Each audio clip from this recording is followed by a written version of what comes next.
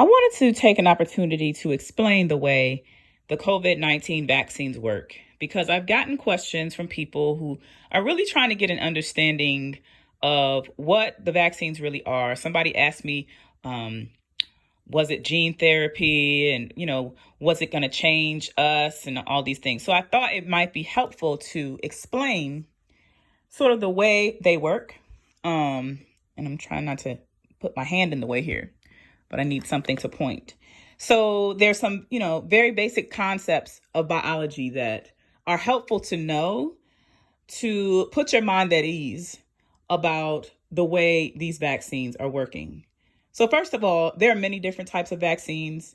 Some vaccines in history have actually had deactivated virus in its entirety that is injected into people. Some vaccines are DNA from some aspect of a virus that is introduced to people, usually using other viruses so that it can actually infect, if you will, and get into the nucleus of cells. And other vaccines are RNA vaccines. Well, the COVID-19 vaccines from Moderna and Pfizer, which are two popular vaccines used in the United States, are RNA vaccines. So what does that mean? Well, first of all, let's go back to, basic high school biology. This is a cartoon depiction of a cell. Very, very, very, very basic. Okay. So the green here is the plasma membrane of the cell, or like the boundary of the cell. And it is composed of hydrophobic, meaning things that do not like water, fatty acids, which are basically oils. And those oils are what we call non-polar, meaning they do not have charged sides, differences in charge. And so for that reason, they do not like things that are charged. And they do not like things that are aqueous or water, because water is polar or has charge differences within the molecular structure. So you have the plasma membrane here, and that protects the cell from things outside the cell. Then inside the cell, if it is an animal cell, which we are animals, so all of our cells have this, it has something called a nucleus, written here, nucleus. And the nucleus, just like the plasma membrane, has a double membrane around it, which is also composed of oils and also does not like things to cross it that are charged or that are water loving. It does not like water. Inside the nucleus is where our deoxyribonucleic acid, or our genetic material, which is the instructions to make all the proteins in our cells and to control our cells, is stored. You only have one copy of DNA. Of course, we have two sets of chromosomes from each parent. So you would have genes or DNA copies from each parent, but there's only one copy of the double copy, if you will, of DNA in your cells. And because of that, it has to be really protected. Because if you think about it, all the instructions are there. So the DNA stays inside this nucleus. It never leaves, except if the cell is dividing. But then the nucleus breaks down altogether. But anyway, under normal circumstances, the DNA stays in the cell. It never leaves.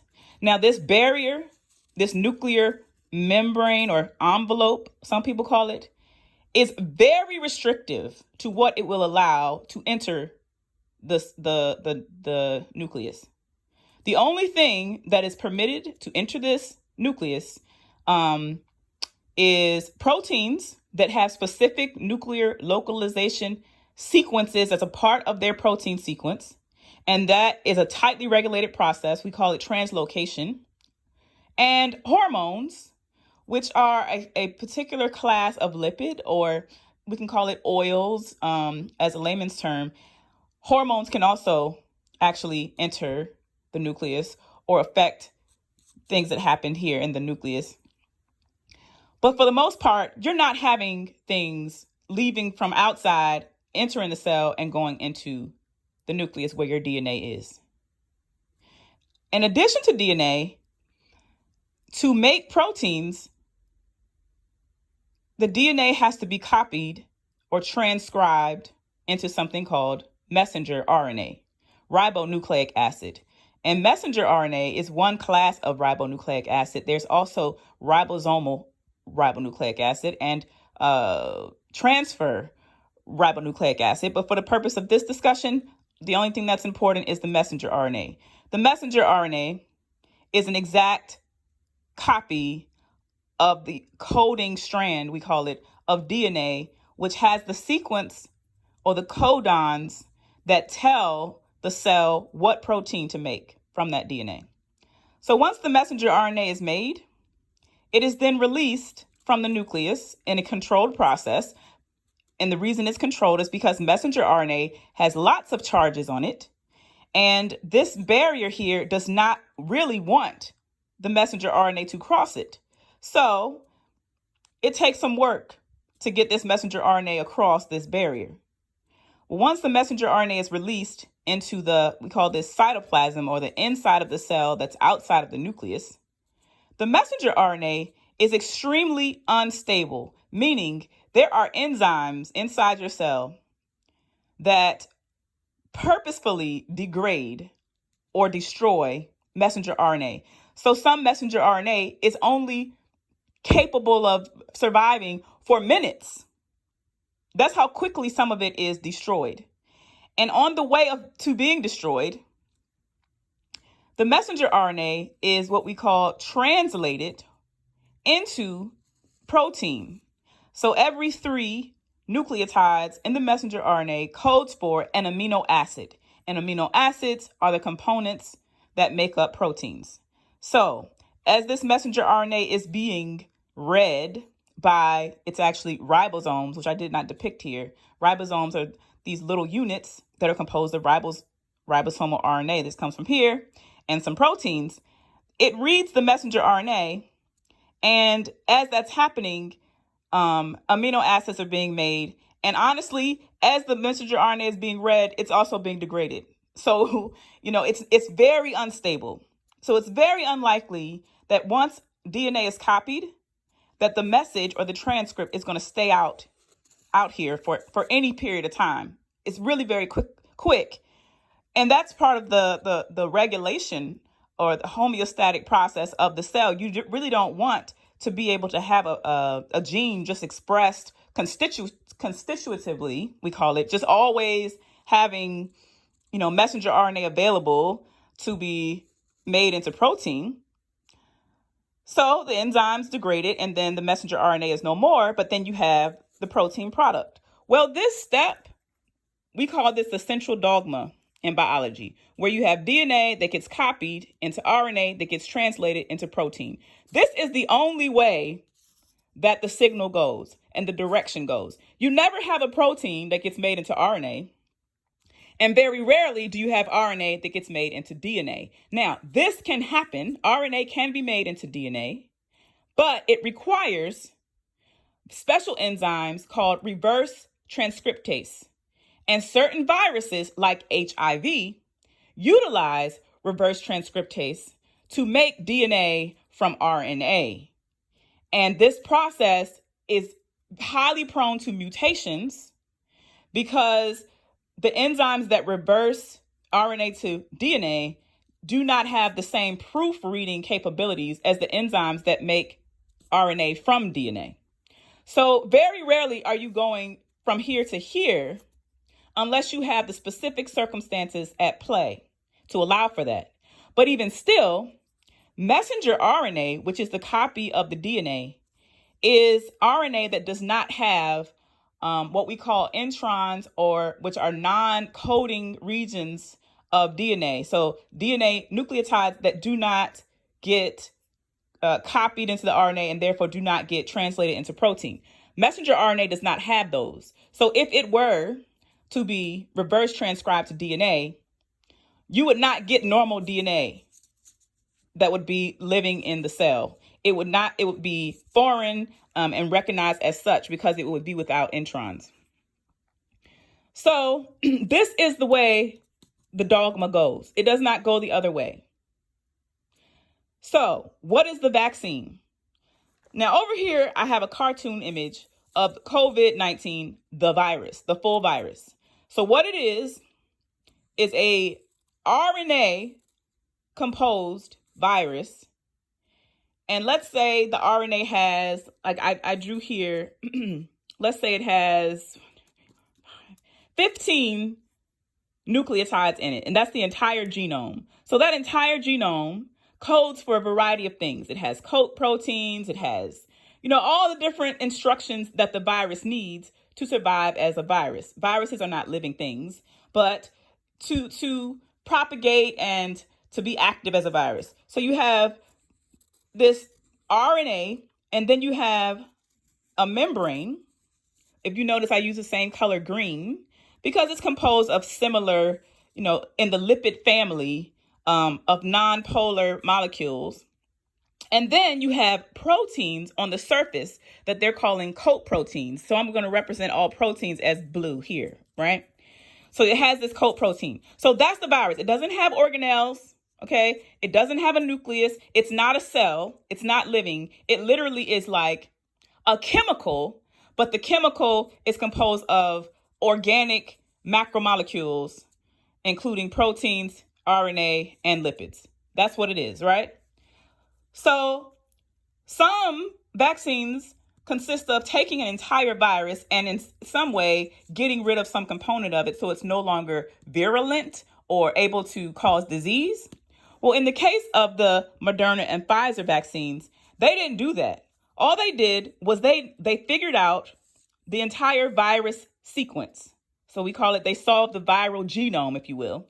And as we said, we're going to pretend like the entire genome is only 15 nucleotides, which is highly unlikely because usually it's hundreds and thousands of nucleotides that compose things. And then let's say that these 6 nucleotides code for the coat protein.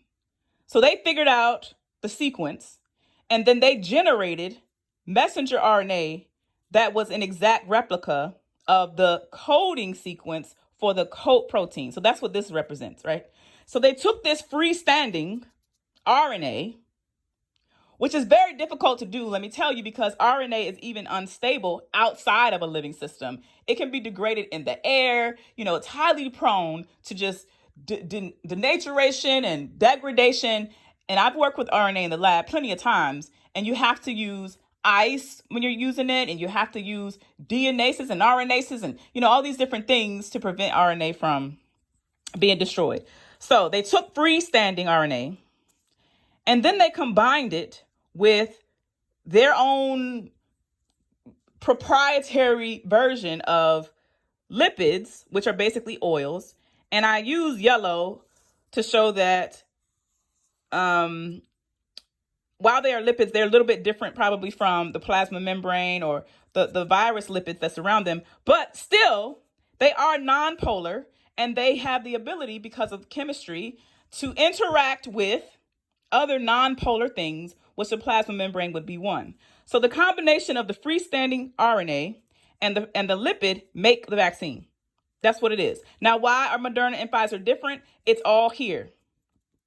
Their proprietary lipid, which we'll never know what they put in their lipid, it could be a combination of lipids, is really what makes or breaks the vaccine's ability to be stable enough to actually do anything. If anybody or they had taken just the freestanding RNA and injected that into your bloodstream, that thing would be destroyed within minutes. Okay, it would not survive. So what they had to do was come up with a special formulation of lipid that could be used to surround the messenger RNA stably and keep it stable under the circumstances necessary for it to be injected into your arm, get into your blood, and still not be degraded once it gets there. And so once, let's say we take this vaccine now, which I'm going to represent over here. We have the coat protein sequence, and then this is red, so that's RNA. And then you have the yellow, which is the proprietary lipid. And then the green represents that the chemistry or the character of the lipid is similar to that of the border of a human cell. Why is that important? So once this is taken, and of course you have many different droplets of this in the vaccine, the billions and millions of droplets of this oil that's surrounding and protecting the messenger RNA to keep it from being degraded. So you take the liquid form of your lipid and RNA droplets and you inject it into the bloodstream. And they also, they were injecting these into muscle tissue. So once this is exposed to your innate cells or your muscle cells or whatever other cells it comes in contact with, the way science works is this membrane or this oil here, when it reaches and touches this oil here, because they like each other, this basically dissolves, if you will, into this. And once this dissolves into this, the contents inside are dumped into the cytoplasm. So basically the messenger RNA here is dumped into the cytoplasm. Now, as previously stated, once the messenger RNA is in there, it's not likely to be stable very long, because just like the messenger RNA that you make naturally is degraded by enzymes, the same thing is going to happen to this messenger RNA when it gets inside the cell. But it's in there for a period of time, a long enough time, so that the coat protein can be made. And then once the coat protein is made, it is sent outside into the bloodstream, where it is a foreign protein, a protein that your body does not make. So because it is a foreign protein, then your immune cells are going to say, hey, wait a minute, this isn't supposed to be here. We need to get rid of it. So what do? We're going to generate something called antibodies, which are specific protein molecules that are made that recognize some aspect of the coat protein, bind to that coat protein, and once the antibodies are attached, it serves as a flag or a marker that is recognized by your immune cells to come and destroy that thing. So the protein ends up getting destroyed, but the purpose of having a vaccine is to produce those antibodies in the first place. So yes, the antibodies go, they attach to the protein gets destroyed, but the antibodies do not. The antibodies stay around. And if those antibodies are stable, presumably they could live in your body forever and ever and ever. Also, potentially, let's say an antibody is not stable forever. Well, then you're going to have to get another vaccine for that process to be repeated over again. But under no circumstances, once you inject this and the RNA is here, it does not enter the nucleus. So it does not change DNA, because RNA never goes back into the nucleus. That's not what happens. That's not the dogma. That's not biology. It gets injected, it goes into the cytoplasm, and that's where it stays until it gets destroyed, which really likely happens within minutes. Okay, so the protein is made, it's released, and then antibodies are made against the protein. Those antibodies, depending on the virus, depending on the antibody, may be in your system forever, so that if you get exposed to the actual virus, the same coat protein that's on the virus was the same one that the antibody was made against, which means that the antibody is going to see this as foreign and attack it, and you should not get as sick. Because as you know, even with the vaccine, people are exhibiting symptoms. Why? Because in the time that the body is saying we have a foreign coat protein from here, and we need to do something to get rid of it, one of the mechanisms that we don't really understand, but if you believe in evolution, they say we evolved this mechanism to try to kill foreign pathogens. Well, one of the mechanisms of trying to destroy foreign things is to raise your body temperature. Because the thought is most proteins and most macromolecules survive or are happy at certain temperatures. And once you exceed certain temperatures, you start to what we call denature macromolecules. And once they get denatured, they're destroyed. They're no longer functional. So some scientists have hypothesized that the reason we get a fever when we are exposed to foreign things is an innate mechanism by the body to try to raise the temperature to destroy the pathogen. It doesn't usually work because the increase in temperature is not sufficient enough to actually do anything, but maybe it does a little bit. Maybe it does just enough, right? So you will get exposed to this foreign thing, and temporarily, until all of the foreign thing is destroyed, you may have a fever, and the aches that you feel are also associated with the immune response and the factors that are released by your body to get rid of foreign things like cytokines and chemokines. Those are signaling proteins that are released by immune cells in a way to let the body know there's something wrong over here where we're releasing this thing, and we need to come over here and seek and bring all of our friends and destroy it. So let's release some factors so that we can let the body know we need to destroy this thing. Well, those factors make other cells in your body, the ones that are normally there, feel some type of way, feel sick. You can actually take certain cytokines in a test tube that are exogenous and foreignly made and put them on a cell and kill it. A normal cell. Okay, so those same factors are being released, but they're your own cytokines. So that is how the vaccine works. It's not gene therapy, which somebody asked me. No, because it's not DNA, and it's not RNA that becomes DNA, and RNA is very unstable. So there's no concern. You should have no concern about what the RNA is doing to you. And there are other vaccines that are RNA vaccines. And I don't know how in the media and in social media, people had the perception that this is the first RNA vaccine that ever existed. And this is something new and novel. No, it's not. The only thing novel about it is this particular RNA sequence is to the specific COVID-19 protein sequence, which is new because it didn't always exist. The COVID-19 didn't always exist. But the technology of creating a vaccine from RNA, that's not a novel concept. That's something that's been being developed over decades. Nothing in science is that fast. Like, y'all really think between January of 2020 and July of 2020, we in science were fast enough to come up with a whole new technology and are going to inject that into people? No, that's just not the way we do stuff.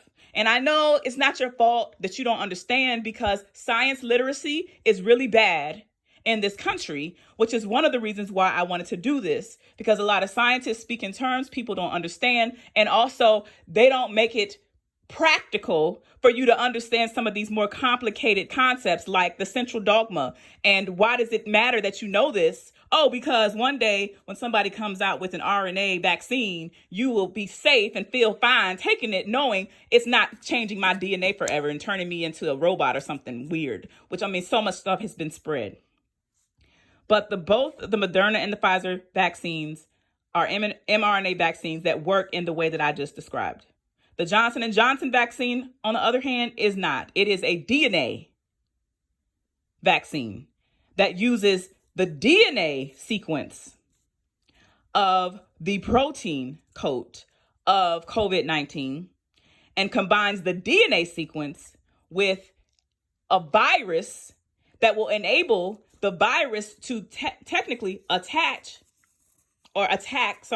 infect a cell. And then once it's infected, the DNA